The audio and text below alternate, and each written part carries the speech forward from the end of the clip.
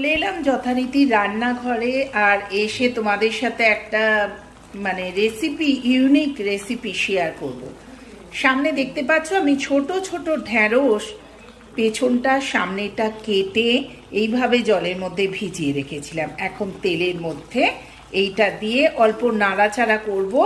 আর এখানে রেখেছি আমি তিল, অনলি সাদা তিল আর কিছু কাঁচা লঙ্কা জলে ভিজিয়ে রেখেছি। আজকে আমি বানাবো ঢ্যাঁড়সে তিল ঢ্যাঁড়স যেটা বলি। সঙ্গে থেকেও খুব সহজ আর সাধারণ আর চটপটা। যখন ভাজা ভাজা হয়ে এলো তখন আমি এতে দিয়ে দিলাম নুন আর হলুদ গুঁড়ো, আর এতেও আমি একটু নুন অ্যাড করে দেবো।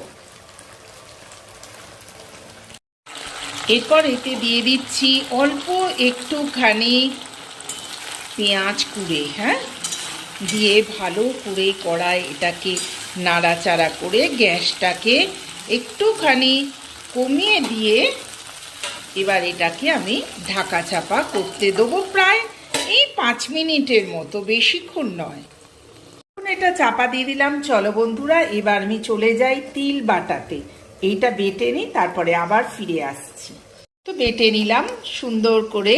আজকে কিন্তু এর সাথে কোনো পোস্ত অ্যাড করিনি, অনলি সাদা তিলটা বেটে নিয়েছি। এটা খাওয়াও খুব ভালো শরীরের পক্ষে, আর পেটও খুব ঠান্ডা হয়। তাই জন্য আজকে বানিয়ে ফেলছি কি বলবো, ঢ্যাঁড়স সাদা তিল ভাজা বা সাদা তিলের ঢ্যাঁড়স ভাজা, যাই হোক আপনারা একটা নাম বেছে নেবেন। চলুন দেখি কি হচ্ছে ঢ্যাঁড়সের। হালকা ভাজা ভাজা হয়ে এসছে।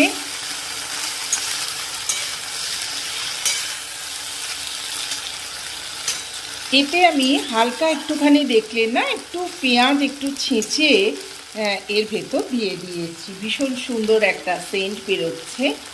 হালকা ভাজা ভাজা হয়ে গেছে। এবার দেখুন পুরো তিলটা আমি এর সাথে অ্যাড করে দেবো। পুরো তিল বাটাটা এর ভেতর দিয়ে দিলাম। যেমন আমরা খাই পোস্ত দিয়ে, ঢ্যাঁড়স দিয়ে খাই না, ঢ্যাঁড়স পোস্ত যাকে বলে, সেইটা আমি বানাচ্ছি আজকে অনলি সাদা তিল দিয়ে। খেয়ে দেখবেন, গরম ভাতে আঙুল চাটবেন একবার খেয়ে। তিলটা বাটার সময় আমি অনেকগুলো কাঁচা লঙ্কা দিলাম, দেখলাম ঝালই হলো না, তাই একটুখানি লঙ্কা গুঁড়ো এর সাথে অ্যাড করে দিচ্ছি। দেখতে ঠিক লাগছে না পোস্ত, ঢ্যাঁড়স পোস্ত, কিন্তু না, ভুল করবে না, এটা আজকে তিল ঢ্যাঁড়স বানাচ্ছি। দেখুন আস্তে আস্তে গ্যাস সিম করে রেখেছিলাম বলে তলা থেকে আস্তে আস্তে জলটা কমে যাচ্ছে। এটা কিন্তু বানাবো আমি সর্ষের তেল দিয়ে নয়, এটা আমি সানফ্লাওয়ারে বানাচ্ছি। অর্থাৎ আপনারা যে যা সাদা তেল ব্যবহার করবেন সেইটাই এতে ব্যবহার করবেন। অলরেডি ভাজা ভাজা ডান। দেখো, বুঝতেই পারছো তোমরা ভাজার কীরকম সুন্দর একটা টেক্সচার এসছে। খুব বেশি করিনি নাড়াচাড়া। দেখো কেমন হয়েছে আমার তিল ঢ্যাঁড়স। পেছনটা দেখছো লাল লাল হয়ে গেছে। হ্যাঁ, এটা একটু তেলের ব্যবহারটা এতে একটুখানি বেশি, অবশ্যই সাদা তেল। হ্যাঁ, সেটা যেই হোক, অলিভ অয়েল হোক, সানফ্লাওয়ার হোক, যাই হোক, করবে গরম ভাতে খাবে, ফাটাফাটি লাগবে। আর অন্যান্য রেসিপি তো আছেই আজকে লাঞ্চের, সেটা তো শেয়ার করবই। সঙ্গে থেকেও আছে তিল ঢ্যাঁড়স, আর এইখানে করেছি মাশরুমের তরকারি। এই হচ্ছে আজকে আমার লাঞ্চ। কেমন লাগলো তোমরা জানিয়ে। খুব বেশি করিনি, একদম হালকা পাতলা করেছি। আমার তো শাকটা দেখে এখনই খেতে ইচ্ছে করছে, যা দারুণ হয়েছে না খেতে।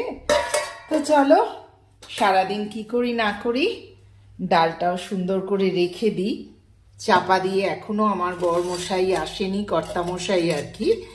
এইবার যাব আমি পুজো করতে, পুজো টুজো করে নি। ঘড়িতে বাজে এখন সন্ধ্যে 7টা। আজকে আমি হাঁটতে যাইনি, একটু ঘুমিয়ে পড়েছিলাম। তাই ভাবলাম যে ঘরে পড়ার কিছু জিনিস আমি কালকে ডিমার্ট থেকে কিনে এনেছি। শুধু আমার নয়, দীপঙ্করেরও হয় না কিছু কিছু জিনিস দরকার। তাই ঘরে পড়ার এই যে হাফ প্যান্ট দরকার ছিল দীপঙ্করের, এই একটা কিনেছি কালো, আগে বরেরটাই দেখাই। এইটা দাম নিয়েছে, এটা কটনে, এটার দাম নিয়েছে 499। এরকম এই একটা হাফ প্যান্ট। আর এইটা ভীষণ পছন্দ হলো, এই গেঞ্জিটা দেখছেন, এই গেঞ্জিটা, এটা একটা দীপঙ্কর নিল, এর দাম হচ্ছে অনলি 299। আর এটা শুনলে তো অবাকই হয়ে যাবেন। এইটা নিয়েছে, বললো এমনি রাফিজ পরবার জন্য, এটা হচ্ছে 199।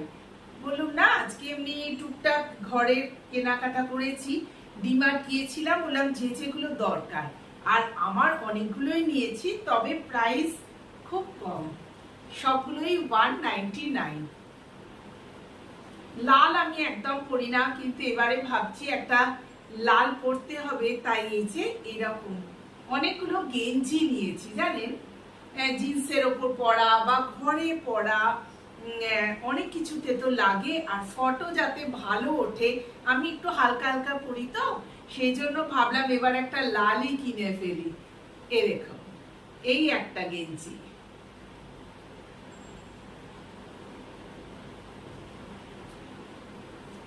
আর এই গেঞ্জিটা কালারটা দেখে এত ভালো লাগলো, পিঙ্ক কালার, কিন্তু এটা হচ্ছে পেছন, গেঞ্জির সামনেটা দেখুন প্লেন, এই, আর এইটা হচ্ছে পেছন। আরেকটা নিয়েছি প্রিন্টেড, খুব রাফ ইউজের জন্য লাগেই তো না, ঘরে পরবা। এরকম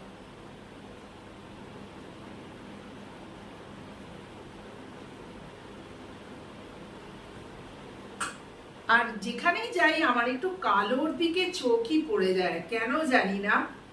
আবার একটা নিয়ে নিয়েছি, এই যে কালো গেঞ্জি, কেমন হয়েছে জানাবেন। এই টুকটাক করে এবার ডিনারের বন্দোবস্ত করতে যাব। আজকে অবশ্য আমার ডিনার হালকা পাতলা, কারণ আজকে মিটিং ছিল বলে দীপঙ্কর সেই 4টের সময় এসেছিল জানেন। আমি খেয়ে নিয়েছি আগে, কারণ আমাকে ওখানে ফোনে বললো আমার মিটিং আছে, তুমি কিন্তু লাঞ্চটা করে নাও, আমি পরে যাচ্ছি। না ঠিক আছে।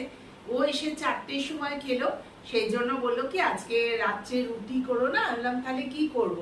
তা বললো যে তাহলে আজকে চাউমিন করো। হ্যাঁ, ওর তো ডিম দেবই, আমি হচ্ছে ভেজ চাউমিন। তাই একটু এই দেখাবার আগে আমি সবগুলো ভালো করে সবজি কেটে রেখে চলে এসেছি। এবার যাব, তাড়াতাড়ি চাপিয়ে দেবো, কারণ ও আজকাল একটু তাড়াতাড়ি খেয়ে নেয়, বলে আমরা ডিনারটা আমাদের বড্ড বেশি দেরি হয়ে যায় জানেন, সেই 10টা 10:30। এখন ডিনারটা একটুখানি আগে করবার চেষ্টা করছি, বয়স হচ্ছে তো। তা চলুন রান্নাঘরে। হ্যাঁ।